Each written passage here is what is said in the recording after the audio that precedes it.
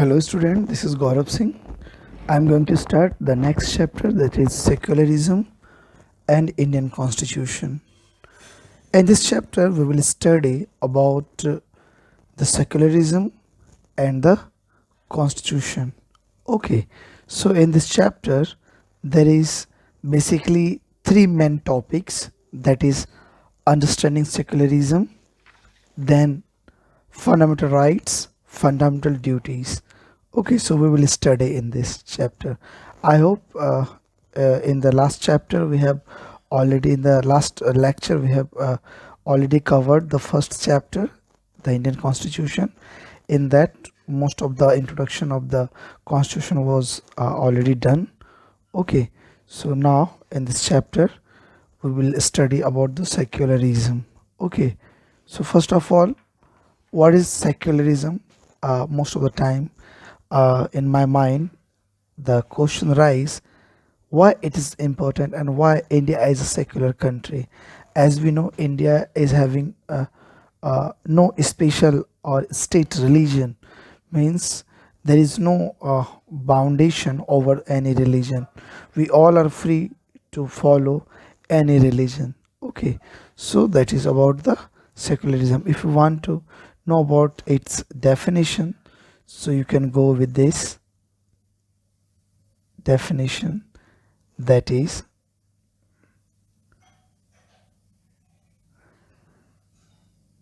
it is separation of religion from political, economic, social and cultural aspect of life. Religion being treated as a purely personal matter, means it is a personal matter, because India having no special religion, that's why we can say that India is a secular country. It is separate from all religion.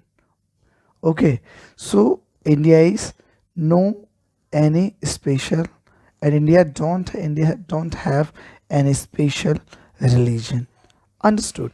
It emphasized dissociation of the state from religion and full freedom to all religions and tolerance of the all religions. Understood? Means full freedom to all religions, means there is no foundation over any religion. Suppose someone is Muslim, someone is Hindu, someone is Christian, okay, Sikh, so they all are free to follow their own religion. No one can make foundation over them. You must have to follow. No, you are free to follow. Understood? So that is that. And as we know, religion plays a key role in the life of people, and when religion shakes hand with politics, it can give way to dangerous situation. Means as we know that it's a very dangerous aspect nowadays. Most of the people is talking about the different religion, about the majority and minority. No, because most of the time religion shakes hand with politics and it can give way to dangerous situation. Understood? So India has opted secularism, because if it will bind with politics, with economic, social or cultural aspect of the life, then it will lead for what? Dangerous situation. Understood? Any, that's why in India it is a purely personal matter. Understood? And it's also emphasized the dissociation of state from religion and full freedom to all religions, means all religions are very much free to spread themselves and their religion. India, out of India, each and every state, they are free, but it should not be violative. It should not be violative. You must have to take care while you are spreading, you are making the followers in the country or the state, because as we know, India is a secular country where it's a personal matter. Understood? Also, religion in politics often leads to the dominance of one group over other discrimination, exclusion, or pres- uh, persecution of people who do not follow the majority religion. Okay, so that is about the socialism. Understood. Now, as we can see, he is a Muslim man, he is Christian, he is South Indian, someone is priest, that is Pujari, she is Muslim lady. Understood.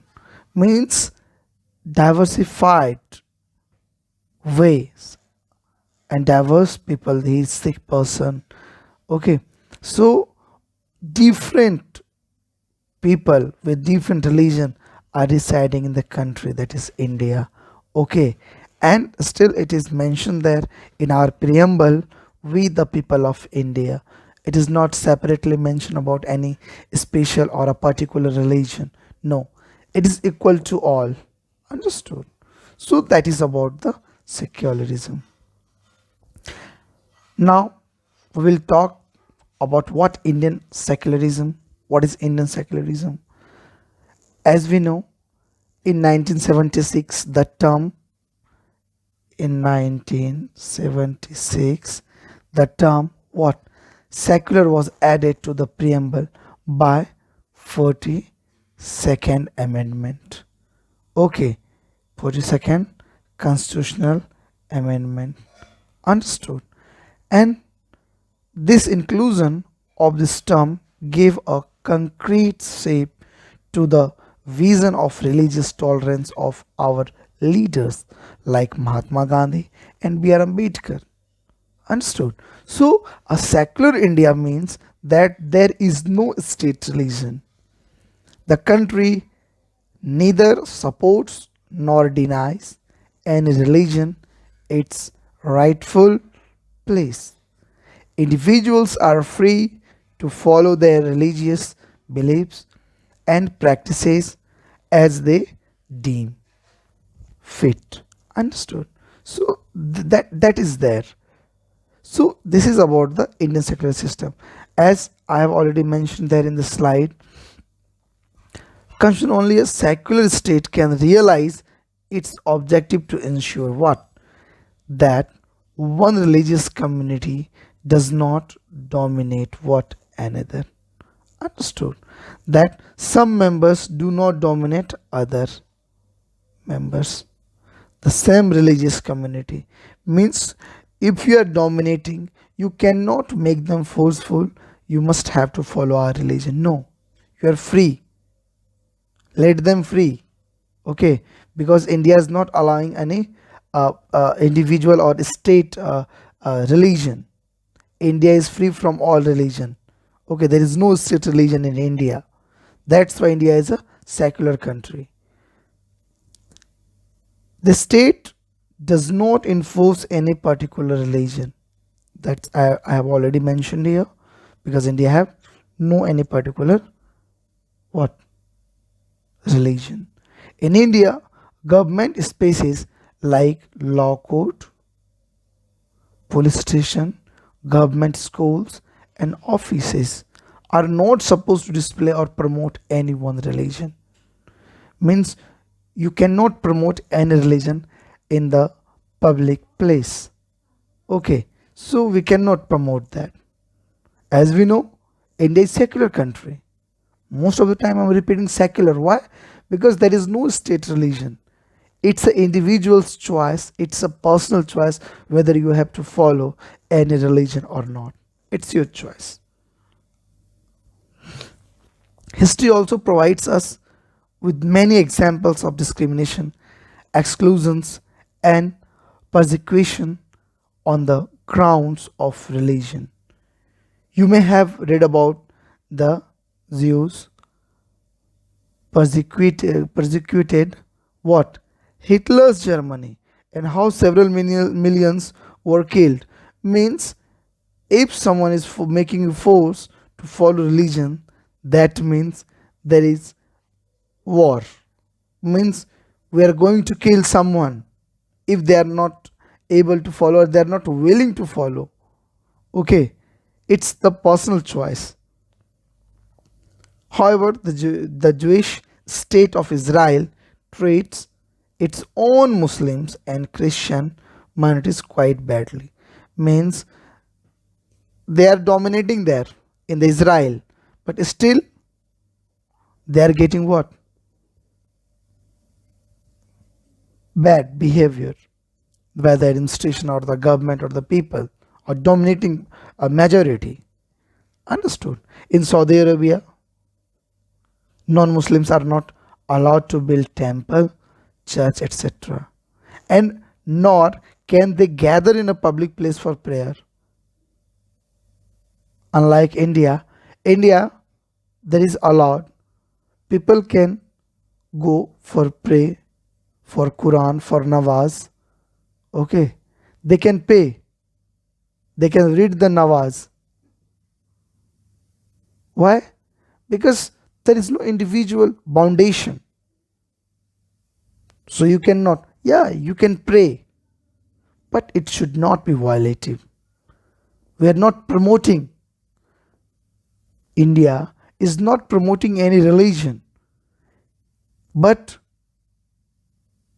individual can promote, it should not be violative. Understood? So this is the scenario in India. If you will talk about the philosophy of Indian secularism, Western society, dharmnirpekshta. What is dharmnirpekshta? The indifference of state to religion. That is dharmnirpekshta. Understood? Indian secularism, Sarvadhar Sambhav, means equal respect to all religion. Means Western societies are dharmnirpekshta. According to Indian secularism, Sarvadhar Sambhav means equal respect to all religion. If we will talk about Vivekananda and Mahatma Gandhi, they told about the positive secularism. Means we must have to follow the positive secularism. India does not have an official state religion, as I have already discussed. Different personal laws varies with an individual religion. Means for Hindus there is a separate laws made in Indian constitution or mentioned in the code. Understood? For Muslims there is separate laws. So there is individual laws for the individual religion. Okay, and not an end in itself, but a means to address religious plurality. As we know, plurality, it is also going on in the society just because of religion. Because we most of the population or most of the people used to give the priority before nation, that is religion. It's not a good thing. We must have to follow the rules and regulation given by the government, given by the described in the constitution, Indian constitution. We must have to follow. We are not here to spread the message of God. No, it is a different thing. Okay, so we are not here to make anything individual, because in the Western society, dharmnirpekshta, different state to or state to religion. Indian secularism also tells Sardar Sambhav, means equal respect to all religion. It doesn't mean that we have to be biased about Hinduism, we have to biased about Sikhism. Means we must have to respect all the we must have to respect all religion equally. Vivekananda, Mahatma Gandhi also told about positive secularism. India does not have an official state religion. I have already mentioned that. So philosophy of Indian secularism is that ultimately India is not any state religion, is not having any state religion. We are here to follow the religion individually. We should not impose the religion on others forcefully. That is also important. Understood? So this is about the philosophy. Now comes examples of secularism. If we'll talk, I'm talking about Sri Lanka. As we know, Sri Lanka is a country, understood, that is inhabited by various ethnic group. If we'll talk what is ethnic group is people who from who form a group or on the basis of common ancestry, language, religion, and culture. So different language, different culture try to make a ethnic group, understood. So what was the ethnic group in the Sri Lanka? That was Sinhalese, Tamils, Muslims, and Christians. As we know, the majority was of Sinhalese, understood, about 74%, 74% Sinhalese, and Tamils 18%, understood, 7% Muslims, 7% Muslims, understood, and Christian and other communities formulate 1% of the population. So the religion of Sinhalese is Buddhism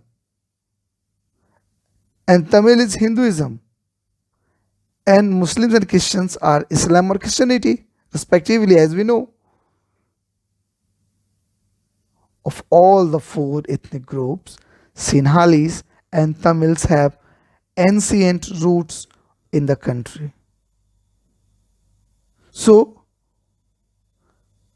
in 1956,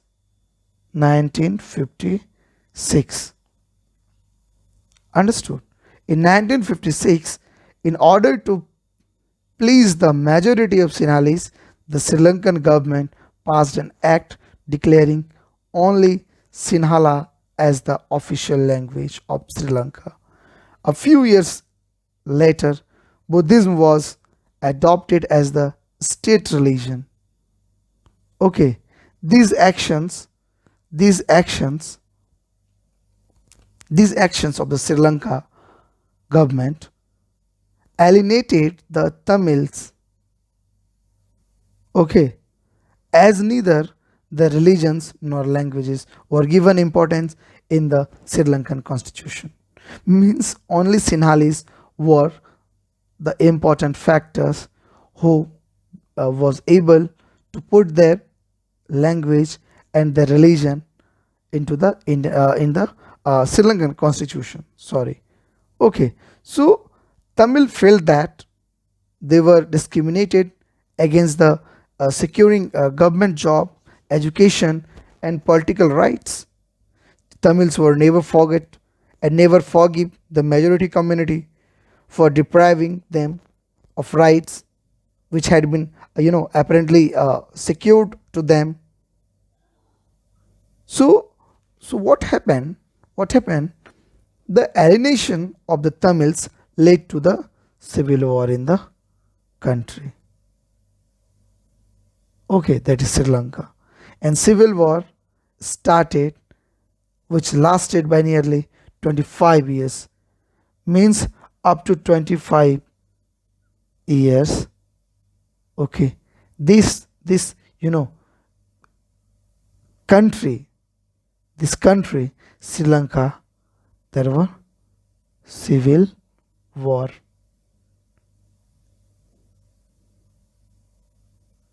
Understood?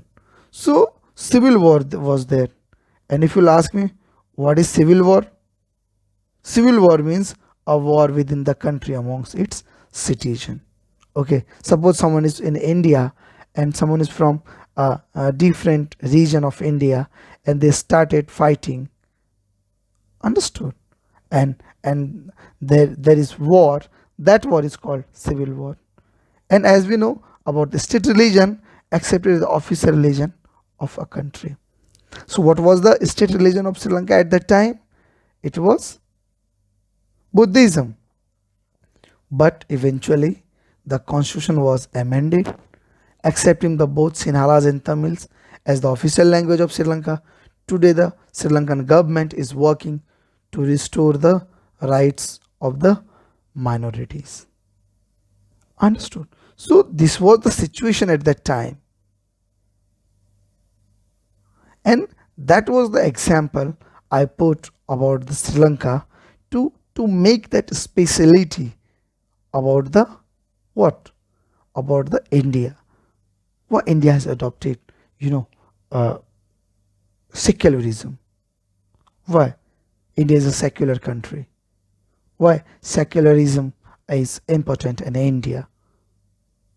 Understood? So that was faced by a Sri Lankan government. Understood?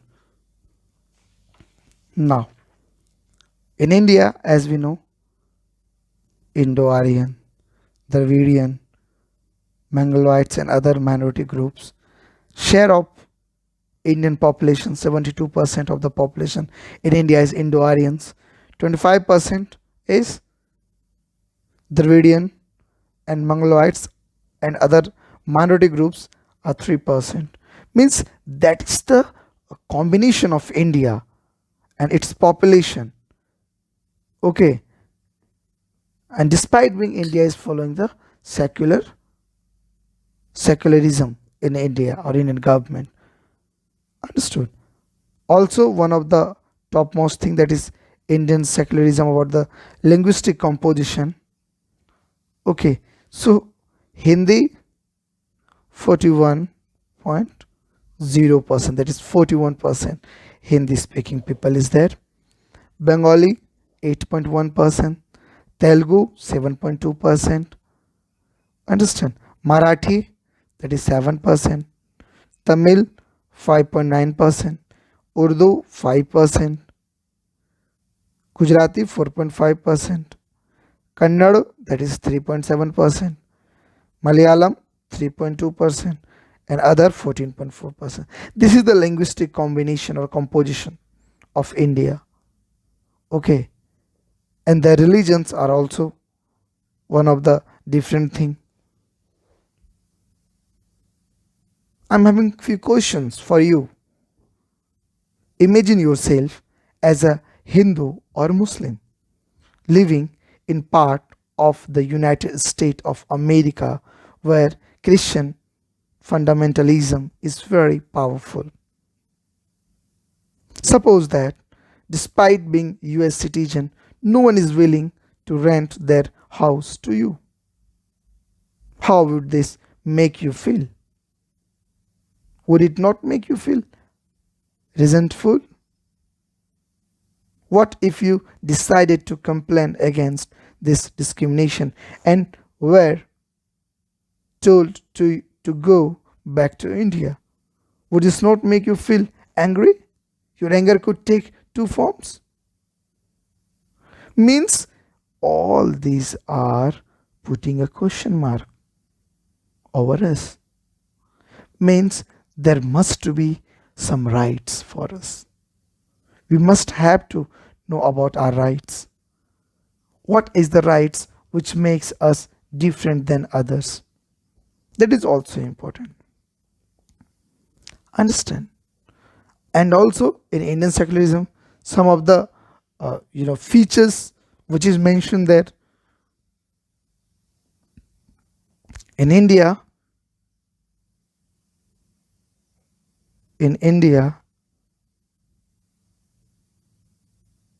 there is no religious group controls the Indian state or gets support from it. Means no religious group can control the Indian state. Understood? There is a parliamentary form of the government where our representative used to control the Indian state and represent the Indian state in the form of MP, MLAs, Prime Minister, Chief Minister, Governor. Understood? President. So all are important. They are not from any special or particular religious group. Understood? So no religious instructions is to be provided in educational institution maintained by the government. No, we are not here to promote any religion. in the country like India. Understood? It is also not there. Then no person shall be compelled to pay any taxes for the promotion of any religions. Okay, we are not here to pay any taxes, okay, for the promotion of any religion. So it is very important. No intervenes even in the religious practices. No one can intervene there. Because as we know, Christians have their own practices related to the marriage, divorce, inheritance, and family affairs. Hindu is having Hindu personal law, Hindu marriage act. Understood? So there is no intervention from any government or any others, but it should not be violated. Very important point. Understood? So it is there. Through the fundamental rights, such as rights to freedom of religion, cultural and educational rights, all individuals have the rights to practice any religion they desire, as well as conserve their distinct language, script, and culture. So we all are free. Free. Understood? Free to follow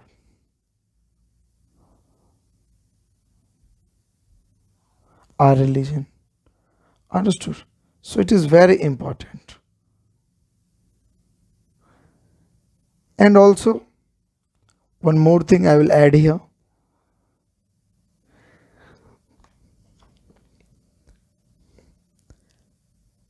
In India, the separation of religion and state has been done on the following reason. And what was that reason? That was protection of individual freedom, and second one is protecting the democratic fabric of the nation. First one is protection of individual freedom, and second one is protecting the democratic fabric of the nation. Understood? It is important. In the protection of individuals' freedom, our constitution decided that to protect individuals' freedom of religion, the state should not interfere in the religious practices. Also, people should be free to propagate, follow, or exit their religious or to embrace another religion if they feel. Understood? If they feel the need to do so. So, protection of individuals' freedom is very important.